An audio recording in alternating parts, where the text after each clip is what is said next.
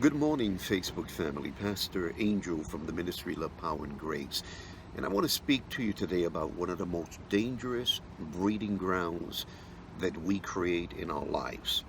And it's that breeding ground which allows fear to be nurtured and to grow and to ultimately take up so much real estate in our lives that we find ourselves completely ineffective in the hands of God to do the things that He wants us to do.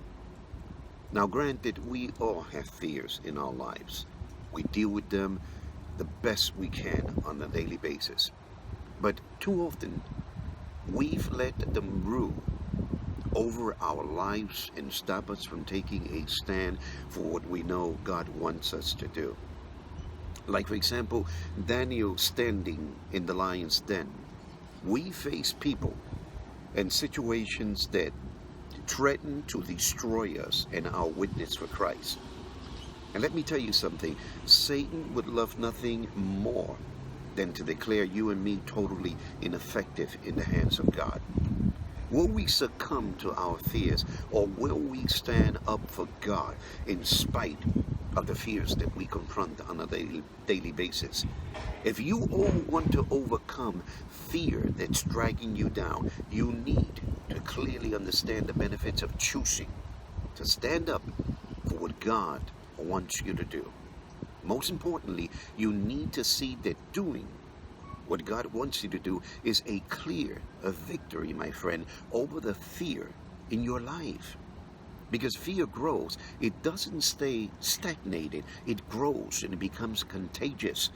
Every time you give into a fear, it becomes more intense and it takes up more space in your life. Fear grows every time you refuse to do what God wants you to do. Eventually you'll feel cornered, you'll feel trapped. And when the fear grows, your life begins to shrink. So what do, my friend? I would say follow the lead of early believers. We're certainly not the first generation of Christians to face fear. Early believers face all kinds of persecution. As a matter of fact, the book of Acts shows us a bit about how they stood up to the fear that they faced. As Peter and John proclaimed Jesus boldly, the Bible tells us in the book of Acts, they came up against fierce opposition. So what did they do? They prayed. Lord, take notice of the threats that have been made, and allow us, your servants, to speak your message with all boldness. Acts 4:29, end of quote. The answer to your fear isn't to give in to it.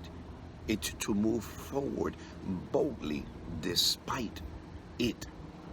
You stand up to fear. Fear doesn't respond to logic, my friend. So your only chance to get rid of the fear is to trust God and face the fear. Never ever forget this. God will not part the Jordan River in front of you until you take your first step.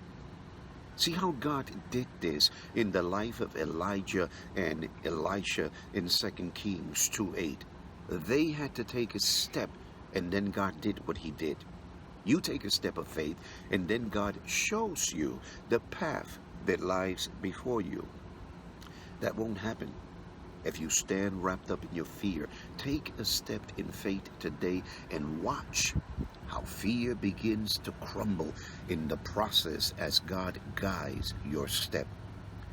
Let us not continue to nurture that breeding ground in our lives that gives fear the power that we give it.